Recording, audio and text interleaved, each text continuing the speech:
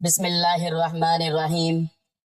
جبرائیل علیہ السلام نے فرمایا، یا رسول اللہ صلی اللہ علیہ وآلہ وسلم، ایسا کوئی گناہ نہیں جو اس کلمے کو پڑھنے سے معاف نہ ہو۔ وہ کلمہ یہ ہے۔ محترم ناظرین، اسلام ایک ایسا مکمل ضابطہ حیات ہے جس میں انسان کی ظاہری اور باطنی اصلاح کا ہر پہلو نہایت خوبصورتی سے بیان کیا گیا ہے۔ انسان خطا کا پتلا ہے، وہ دن رات جانے انجانے میں گناہوں میں مبتلا ہو جاتا ہے، لیکن اللہ تعالیٰ کی رحمت اس کے گناہوں سے کہیں زیادہ وسیع ہے۔ یہی وجہ ہے کہ اللہ تعالیٰ نے اپنے بندوں کے لیے توبہ، استغفار اور ذکر کے ایسے دروازے کھول رکھے ہیں جن کے ذریعے انسان نہ صرف اپنے گناہوں کی معافی حاصل کر سکتا ہے بلکہ اللہ تعالیٰ کا قرب بھی پا سکتا ہے۔ اسی حقیقت کو قرآن و حدیث میں بار بار بیان کیا گیا ہے تاکہ بندہ کبھی بھی اللہ کی رحمت سے مایوس نہ ہو۔ قرآن مجید میں اللہ تعالیٰ فرماتے ہیں، قُلْ يَا عِبَادِيَ الَّذِينَ أَسْرَفُوا عَلَىٰ أَنفُسِهِمْ لَا تَقْنَطُوا مِن رَحْمَةِ اللَّهِ، یعنی اے میرے بندو، جنہوں نے اپنی جانوں پر زیادتی کی ہے، اللہ کی رحمت سے نا امید نہ ہو۔ یہ آیت اس بات کی واضح دلیل ہے کہ چاہے انسان نے کتنے ہی بڑے گناہ کیوں نہ کیے ہوں، اگر وہ سچے دل سے اللہ کی طرف رجوع کرے تو اللہ تعالیٰ اسے معاف فرما دیتا ہے۔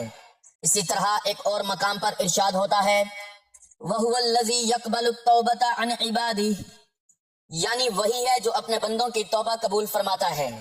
اسی طرح سورۃ الفرقان میں اللہ تعالیٰ فرماتے ہیں، یعنی جو توبہ کرے، ایمان لائے اور نیک عمل کرے تو اللہ ان کی برائیوں کو نیکیوں میں بدل دیتا ہے۔ یہ آیت اللہ کی رحمت کی انتہا کو ظاہر کرتی ہے کہ وہ صرف معاف ہی نہیں کرتا بلکہ گناہوں کو نیکیوں میں تبدیل بھی فرما دیتا ہے۔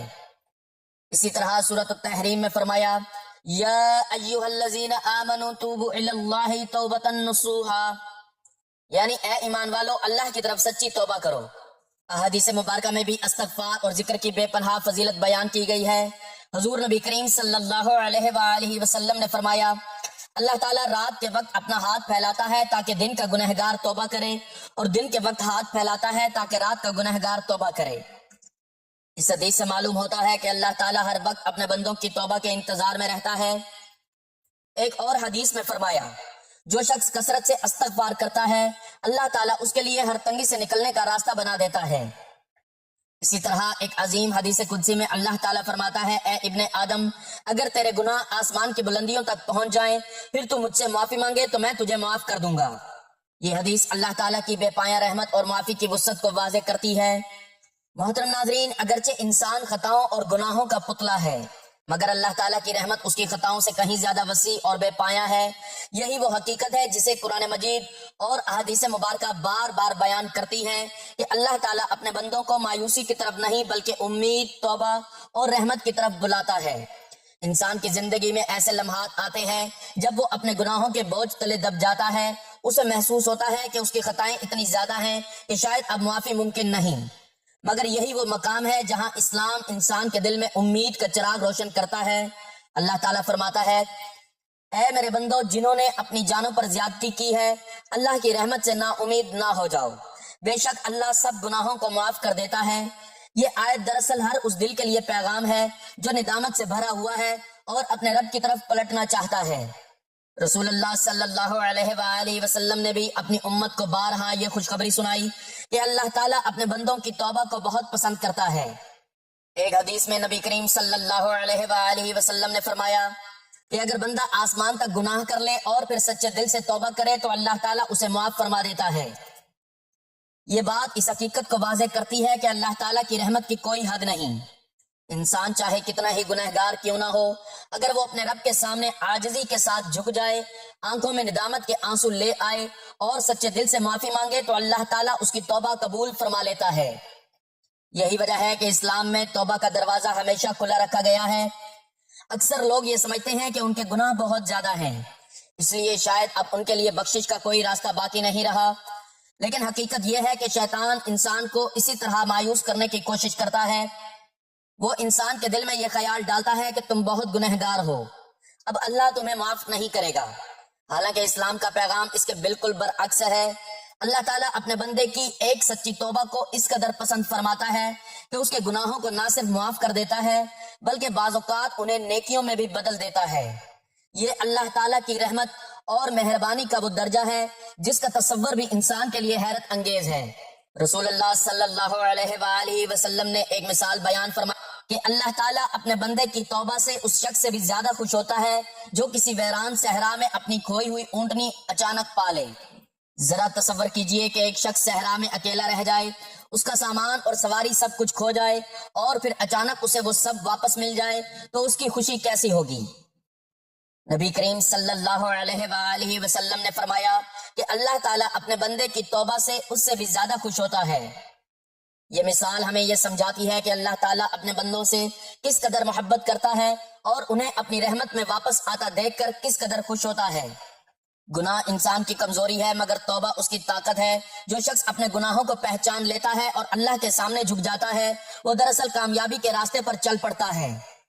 تاریخ میں بے شمار ایسے لوگ گزرے ہیں جو ابتدا میں گناہوں میں ڈوبے ہوئے تھے مگر جب ان کے دل میں توبہ کی روشنی آئی تو وہ اللہ کے نیک بندوں میں شمار ہونے لگے۔ بعض لوگ تو ایسے بھی تھے جنہوں نے اپنی زندگی کے بڑے حصے میں غلطیاں کی مگر آخری لمحوں میں سچی توبہ کر کے اللہ کی رحمت کے مستحق بن گئے۔ اسلام ہمیں یہ سکھاتا ہے کہ کبھی بھی اللہ کی رحمت سے مایوس نہیں ہونا چاہیے، چاہے انسان نے کتنے ہی گناہ کیوں نہ کیے ہوں۔ اگر وہ سچے دل سے توبہ کرے تو اللہ تعالیٰ اسے معاف کر دیتا ہے۔ اصل چیز دل کی سچائی اور ندامت ہے۔ جب بندہ اپنے رب کے سامنے عاجزی اختیار کرتا ہے، اپنے گناہوں کا اعتراف کرتا ہے اور آئندہ کے لیے نیک زندگی گزارنے کا ارادہ کرتا ہے تو اللہ تعالیٰ اس کی توبہ قبول فرما لیتا ہے۔ اسی لیے رسول اللہ صلی اللہ علیہ وآلہ وسلم نے اپنی امت کو بار بار استغفار کرنے کی تعلیم دی۔ آپ صلی اللہ علیہ وآلہ وسلم خود بھی دن میں 70 سے زیادہ مرتبہ استغفار فرمایا کرتے تھے۔ حالانکہ آپ صلی اللہ علیہ وآلہ وسلم معصوم تھے اور آپ سے کوئی گناہ سرزد نہیں ہوتا تھا۔ اس سے ہمیں یہ سبق ملتا ہے کہ استغفار انسان کی روح کو پاک کرتا ہے اور اللہ تعالیٰ کی رحمت کو اپنی طرف متوجہ کرتا ہے۔ جو شخص کثرت سے استغفار کرتا ہے اللہ تعالیٰ اس کے لیے مشکلات سے نکلنے کے راستے پیدا فرما دیتا ہے اور اسے ایسی جگہ سے رزق عطا کرتا ہے جہاں سے اسے گمان بھی نہیں ہوتا۔ لہٰذا اگر کوئی شخص اپنے گناہوں کی وجہ سے پریشان ہے، دل میں بوجھ محسوس کرتا ہے اور یہ سوچتا ہے کہ شاید اب اس کے لیے معافی ممکن نہیں، تو اسے یاد رکھنا چاہیے کہ اللہ تعالیٰ کی رحمت ہر چیز سے بڑی ہے۔ بس ایک سچی توبہ، ایک خلوص بھری دعا اور ایک سچا ارادہ انسان کی زندگی بدل سکتا ہے۔ اللہ تعالیٰ اپنے بندوں کو بار بار موقع دیتا ہے کہ وہ اس کی طرف لوٹ آئیں اور اس کی رحمت کے سائے میں آ جائیں۔ بس ہمیں چاہیے کہ ہم اپنے دلوں کو مایوسی سے بچائیں اور اللہ تعالیٰ کی رحمت پر مکمل یقین رکھیں، اپنے گناہوں پر ندامت محسوس کریں، استغفار کریں اور نیک اعمال کی طرف قدم بڑھائیں، کیونکہ جو شخص سچے دل سے اپنے رب کی طرف لوٹ آتا ہے اللہ تعالیٰ اسے کبھی خالی ہاتھ واپس نہیں لوٹاتا بلکہ اپنی بے پایہ رحمت سے نواز دیتا ہے۔ اللہ تعالیٰ کی رحمت اپنے بندوں کے دروازوں پر آ کر سوال کرتی ہے کہ رب کی رحمت سے فائدہ اٹھائیں اور اپنے روٹھے ہوئے رب کو منا لیں۔ وہ ذات معاف کرنے والی ہے۔ اللہ جل شانہ فرماتے ہیں، اے نبی صلی اللہ علیہ وآلہ وسلم آپ کہہ دیجئے، اے میرے بندو جو اپنی جانوں پر ظلم کر بیٹھے ہو، تم اللہ کی رحمت سے مایوس نہ ہو، بے شک اللہ سارے گناہ معاف فرما دے گا، وہ یقیناً بڑا بخشنے والا، بہت رحم فرمانے والا ہے۔ یہ ایک حقیقت ہے کہ شیطان انسان کا کھلا دشمن ہے۔ اس کی ہمیشہ یہ کوشش رہتی ہے کہ کسی بھی طرح انسان کو خدا سے دور کر دے۔ جب ایک بار وہ انسان کو خدا کے راستے سے بھٹکانے میں کامیاب ہو جاتا ہے تو پھر اس کی اگلی چال یہ ہوتی ہے کہ انسان کو خدا کی رحمت سے مایوس کر دے، اس طرح اسے ہمیشہ رب کی نافرمانی والے راستے پر چلاتا رہے۔ لیکن اللہ تعالیٰ نے انسان کو سب سے زیادہ جس چیز کی امید دلائی ہے وہ اس کی رحمت ہی ہے۔ قرآن مجید اور احادیث مبارکہ میں انسانوں کو مختلف طریقوں میں سب سے زیادہ خدا کی رحمت کی امید دلائی گئی ہے۔ رحمت اللہ تعالیٰ کی صفات میں سے ایک صفت ہے جس سے اس نے اپنے آپ کو متصف کہا ہے، اور یہ وہ صفت ہے جو کائنات کی ہر چیز پر حاوی ہے۔ پوری کائنات رحمت الہی کی مظہر ہے، اس لیے قرآن مجید میں ارشاد فرمایا، میری رحمت ہر چیز سے وسیع ہے۔ اور اس لیے اللہ تعالیٰ نے اپنے آخری رسول صلی اللہ علیہ وآلہ وسلم کو سراپا رحمت بنا کر بھیجا۔ اسی طرح شرعی احکامات میں رحمت کی صفت کو نمایاں حیثیت دی ہے۔ ہمارے معاشرے میں ایسے افراد بھی موجود ہیں جن کا خیال ہوتا ہے کہ وہ بہت گنہگار ہیں، وہ کیسے نماز کے لیے مسجد جائیں اور خدا کے حضور سجدہ ریز ہوں۔ یاد رہے کہ یہ شیطانی وسوسہ ہے، اور اس طرح کے خیالات کے ذریعے شیطان ہمیں اللہ کے قریب ہونے سے روکنا چاہتا ہے۔ اس لیے ان خیالات کو جھٹک کر فوراً اللہ کے حضور سجدہ کر لینا چاہیے۔ قرآن مجید میں بڑے سے بڑے گنہگار کو بھی اس کی رحمت کی امید دلا کر خدا کے قریب ہو جانے اور اس کی فرمانبرداری اختیار کرنے کی طرف بلایا گیا ہے۔ خدا کی طرف لوٹ آنے پر پچھلے تمام گناہ معاف کر دینے کی نوید سنائی گئی ہے۔ اللہ تعالیٰ فرماتے ہیں، اے نبی صلی اللہ علیہ وآلہ وسلم آپ کہہ دیجئے اے میرے وہ بندو جو اپنی جانوں پر ظلم کر بیٹھے ہو، تم اللہ کی رحمت سے مایوس نہ ہو، بے شک اللہ سارے گناہ معاف فرما دے گا، وہ یقیناً بڑا بخشنے والا بہت رحم فرمانے والا ہے۔ اس آیت مبارکہ کو قرآن مجید کی امید بھری آیت کہا گیا ہے۔ اس میں اللہ تعالیٰ نے تمام انسانوں کو، چاہے وہ مسلمان ہو یا نہ ہو، اپنا بندہ کہا ہے، اور چاہے وہ بڑے سے بڑا گناہ گار ہی کیوں نہ ہو۔ صرف ایک دو گناہ کرنے والا نہیں بلکہ گناہوں میں حد پار کر دینے والے کو بھی اس آیت میں مخاطب کیا گیا ہے۔ سب کو یہ امید دلائی کہ تم اس کی رحمت سے مایوس نہ ہو، بے شک وہ تمام گناہ بخش دے گا۔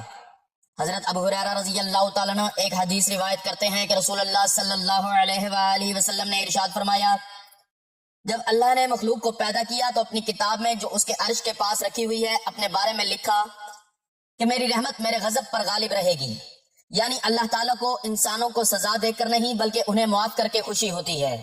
اس لیے اللہ تعالیٰ اپنے بندوں سے کتنی محبت کرتے ہیں اور انہیں اپنی رحمت کی کتنی امید دلاتے ہیں۔ محترم ناظرین، حضرت ابن عباس رضی اللہ تعالیٰ عنہ فرماتے ہیں کہ ہم رسول کریم صلی اللہ علیہ وآلہ وسلم کے پاس بیٹھے تھے اور آپ صلی اللہ علیہ وآلہ وسلم کے ساتھ حضرت جبرائیل امین علیہ السلام سرگوشی فرما رہے تھے کہ اچانک آسمان کا افق پھٹا تو حضرت جبرائیل امین علیہ السلام سکڑ گئے اور ان کا بعض جسم بعض میں داخل ہونے لگا اور وہ زمین کے ساتھ مل گئے۔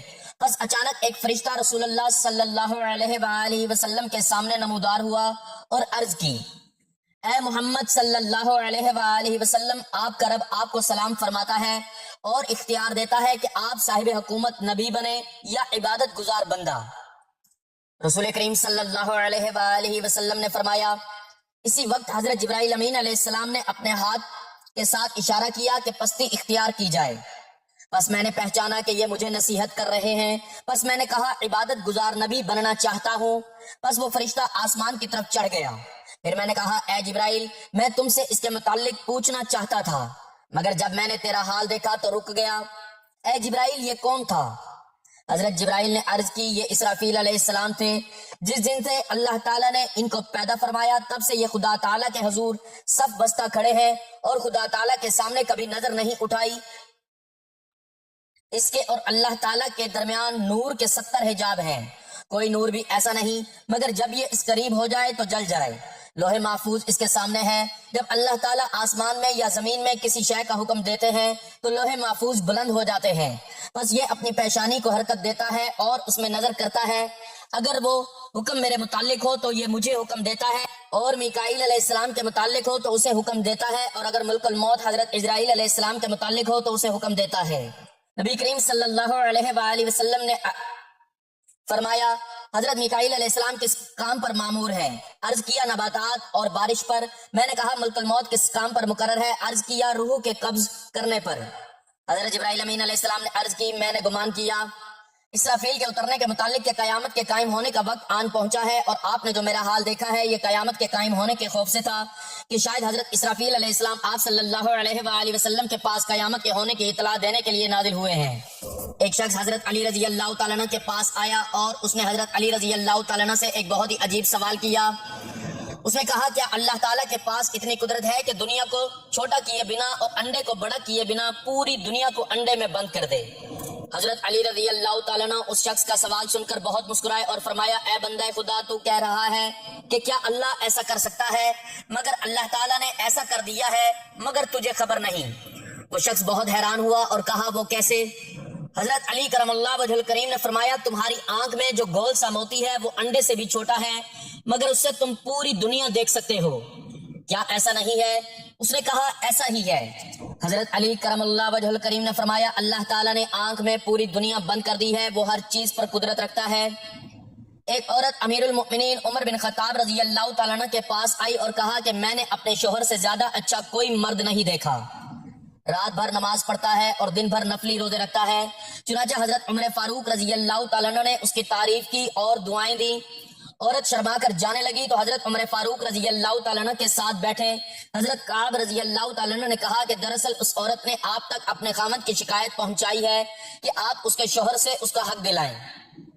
حضرت عمر فاروق رضی اللہ تعالیٰ عنہ بات کی تہہ تک پہنچتے ہوئے حضرت کعب رضی اللہ تعالیٰ عنہ سے ہی فیصلہ کرنے کو کہا، تو انہوں نے کہا کہ اس کے شوہر کو اگر نفلی عبادت کا شوق ہے تو 3 دن نفلی عبادت کے لیے رکھے اور 1 دن اور رات اس پر اس کی بیوی کا حق ہوگا۔ حضرت عمر فاروق رضی اللہ تعالیٰ عنہ اس فیصلے سے بہت خوش ہوئے اور ان کو بصرہ کا قاضی مقرر فرما دیا۔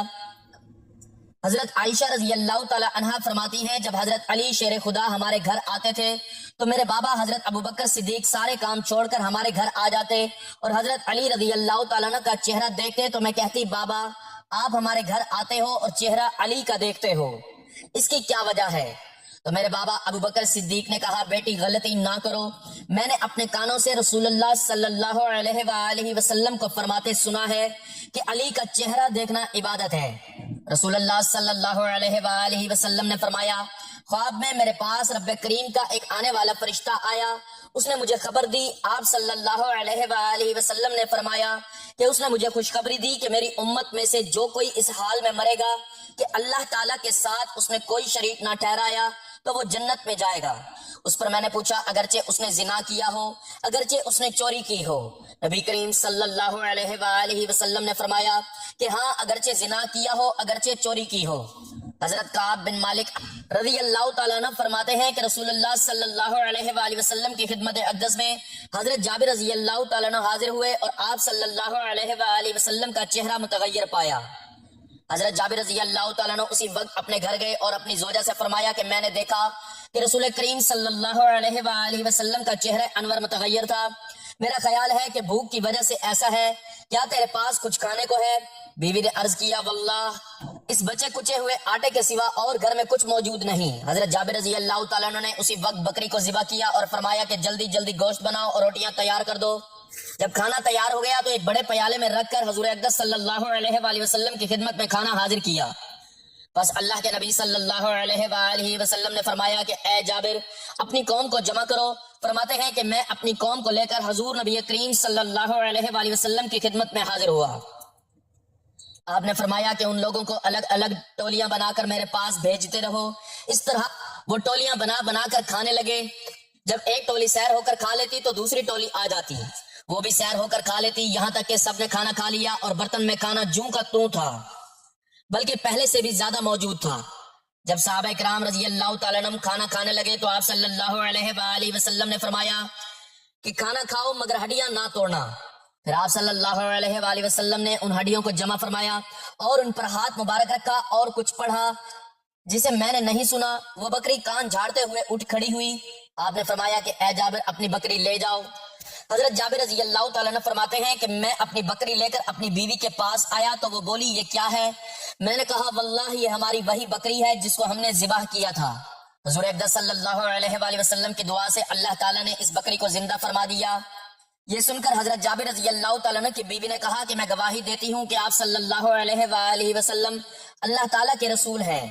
جب حضرت جابر رضی اللہ تعالیٰ عنہ نے بکری کو ذبح کیا تو ان کے 2 چھوٹے صاحبزادے بھی وہاں موجود تھے جنہوں نے بکری ذبح ہوتے دیکھی۔ وہ دونوں چھری لے کر چھت پر گئے۔ بڑے نے چھوٹے سے کہا کہ آؤ میں تمہارے ساتھ ایسا ہی کروں جیسے ہمارے والد گرامی نے بکری کے ساتھ کیا ہے۔ چنانچہ بڑے بھائی نے چھوٹے بھائی کو باندھا اور گلے پر چھری چلا دی اور نادانی میں اس کو ذبح کر دیا اور اس کا سر تن سے جدا کر دیا۔ جیسے ہی بچوں کی ماں نے اس منظر کو دیکھا تو وہ فوراً بھاگی اور بڑا بچہ ڈر کر بھاگا اور خوف سے چھت سے گرا اور مر گیا۔ حضرت جابر رضی اللہ تعالیٰ عنہ کی زوجہ نے دونوں بچوں کی لاشوں کو اٹھایا اور اندر لا کر رکھ دیا، اس خیال سے شور اور واویلا نہ کیا کہ کہیں سے آپ صلی اللہ علیہ وآلہ وسلم پریشان نہ ہوئے اور یہ دعوت بے مزہ نہ ہو جائے۔ نہایت صبر و استقلال کے ساتھ بچوں پر کپڑا ڈال دیا اور اس بارے میں کسی کو بھی نہ بتلایا، حتیٰ کہ حضرت جابر رضی اللہ تعالیٰ عنہ کو بھی نہ بتایا۔ اگرچہ دل صدمے سے نڈھال اور خون کے آنسو رو رہا تھا مگر اس کے باوجود چہرے پر کوئی پریشانی نہ تھی، بلکہ چہرے کی تازگی کو برقرار رکھا اور کھانا پکایا۔ جب جناب رسالت مآب صلی اللہ علیہ وآلہ وسلم تشریف لائے، کھانا حاضر کیا گیا تو اس وقت جبرائیل علیہ السلام حاضر خدمت ہوئے اور عرض کیا یا رسول اللہ صلی اللہ علیہ وآلہ وسلم حضرت جابر رضی اللہ تعالیٰ عنہ کو حکم دیں کہ وہ اپنے صاحبزادوں کو بلا لے تاکہ وہ بھی آپ صلی اللہ علیہ وآلہ وسلم کے ہمراہ کھانا کھانے کا شرف حاصل کر لیں۔ آپ صلی اللہ علیہ وآلہ وسلم نے فرمایا اے جابر اپنے فرزندوں کو فوراً بلاؤ۔ حضرت جابر رضی اللہ تعالیٰ عنہ فوراً بار تشریف لائے اور اپنی زوجہ کو فرمایا کہ بچوں کو فوراً بلا لو تاکہ حضور صلی اللہ علیہ وآلہ وسلم کے ساتھ کھانا کھائیں۔ انہوں نے عرض کیا کہ بچے گھر میں موجود نہیں ہیں۔ اس پر حضور صلی اللہ علیہ وآلہ وسلم نے فرمایا کہ اے جابر، اللہ تعالیٰ کا حکم ہے کہ جلدی بچوں کو بلا لو۔ حضرت جابر رضی اللہ تعالیٰ نے دوبارہ زوجہ کے پاس آئے اور فرمایا کہ اللہ کا حکم ہے، اس لیے بچوں کو جہاں بھی ہیں جلدی بلا لاؤ۔ بچوں کی ماں جو پہلے غم سے نڈال تھی، آنسوؤں کے سمندر کو آنکھوں میں سمائے ہوئے صبر و استقلال اور حوصلے کے ساتھ حضور صلی اللہ علیہ وآلہ وسلم کی دعوت کر رہی تھی۔ اس نے جب یہ سنا تو آنسوؤں کا وہ سمندر جو بڑی مشکل سے رکا ہوا تھا وہ چھلک پڑا، روتے ہوئے عرض کیا کہ میں اب اپنے بچوں کو نہیں بلا سکتی۔ حضرت جابر رضی اللہ تعالیٰ عنہ نے فرمایا کہ روتی کیوں ہو، کیا بات ہے؟ غموں سے نڈھال ماں نے حضرت جابر رضی اللہ تعالیٰ عنہ کو کمرے کے اندر لے گئی اور دونوں شہزادوں کی لاشوں سے چادر ہٹائی اور عرض کیا کہ یہ کب کے اس دنیا سے جا چکے ہیں، میں تو آپ صلی اللہ علیہ وآلہ وسلم کے آرام کی خاطر بڑے حوصلے اور صبر سے یہ سب کچھ برداشت کر کے خدمت نبی کریم صلی اللہ علیہ وآلہ وسلم سے اپنی آخرت سنوار رہی تھی۔ جب حضرت جابر رضی اللہ تعالیٰ عنہ نے یہ منظر دیکھا تو ان کی آنکھوں سے آنسو جاری ہو گئے، کیونکہ اس سے پہلے آپ رضی اللہ تعالیٰ عنہ اس حال سے بے خبر تھے۔ دونوں شہزادوں کو اٹھایا اور حضور صلی اللہ علیہ وآلہ وسلم کی خدمت اقدس میں حاضر ہو کر سارا ماجرا عرض کر دیا۔ جو ہی حضرت جابر رضی اللہ تعالیٰ عنہ نے دونوں صاحبزادوں کی لاشوں کو حضور نبی اکرم صلی اللہ علیہ وآلہ وسلم کے قدموں میں رکھا تو سارا گھر غم زدہ ہو گیا، اور ماں کی ممتا جو پہلے آداب مصطفیٰ آرام مصطفیٰ صلی اللہ علیہ وآلہ وسلم کے لیے خاموش تھی، زاروں قطار رونے لگی۔ اللہ تعالیٰ نے جبرائیل امین علیہ السلام کو حکم دیا کہ جاؤ میرے محبوب صلی اللہ علیہ وآلہ وسلم کی خدمت میں حاضر ہو کر میرا پیغام دو کہ اے محبوب آپ دعا فرمائیے، ان کو زندہ ہم کر دیں گے۔ چنانچہ حضور اقدس صلی اللہ تعالیٰ علیہ وآلہ وسلم نے اپنے دست اقدس دعا کے لیے بلند کیے، ابھی ہاتھ واپس نہ آئے تھے کہ دونوں شہزادے زندہ ہو کر اٹھ کھڑے ہوئے۔ وہ گھر جو پہلے دونوں صاحبزادوں کی موت سے افسردہ اور غمزدہ تھا، اب خوشی سے پھولے نہ سماتا تھا۔ حضور صلی اللہ علیہ وآلہ وسلم نے دونوں شہزادوں کے ساتھ مل کر کھانا تناول فرمایا۔ سبحان اللہ۔ محترم ناظرین، وقت کی نزاکت کو مد نظر رکھتے ہوئے چلتے ہیں وظیفے کی جانب اور آپ کو بتاتے ہیں کہ آپ نے یہ کلمہ کب، کہاں، کیسے اور کتنی تعداد میں پڑھنا ہے۔ تو ناظرین، اس کو پڑھنے کے لیے نہ ہی وقت کی کوئی پابندی ہے، نہ ہی جگہ کی کوئی قید ہے۔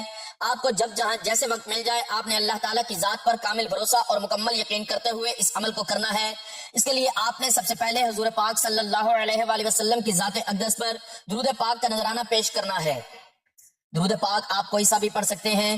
ایک بار ثواب کی نیت سے میرے ساتھ بھی درود پاک پڑھ لیں۔ اللہم صلی علی محمد وعلی آل محمد کما صلیت علی ابراہیم وعلی آل ابراہیم انک حمید مجید۔ اللہم بارک علی محمد وعلی آل محمد کما بارکت علی ابراہیم وعلی آل ابراہیم انک حمید مجید۔ درود پاک پڑھنے کے بعد آپ نے یہ ایک تسبیح پڑھنی ہے، لا الہ الا اللہ الملک الحق المبین محمد الرسول اللہ صادق الوعد الامین۔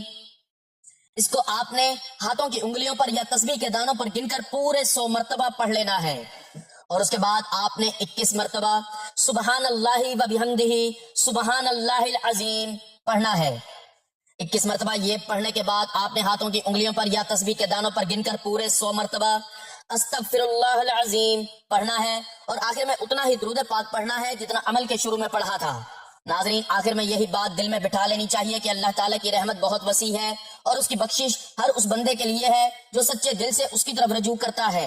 انسان چاہے کتنا ہی گنہگار کیوں نہ ہو، اگر وہ ندامت کے ساتھ اپنے رب کے حضور جھک جائے، اپنے گناہوں کا اعتراف کرے اور آئندہ نیکی کی زندگی گزارنے کا عزم کر لے تو اللہ تعالیٰ یقیناً اسے معاف فرما دیتا ہے۔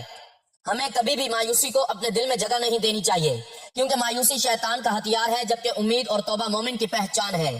اس لیے ہمیں چاہیے کہ ہم ہر حال میں اللہ تعالیٰ سے استغفار کرتے رہیں، اس کی رحمت کے طلبگار بنیں اور اپنی زندگی کو نیکیوں سے سجانے کی کوشش کریں۔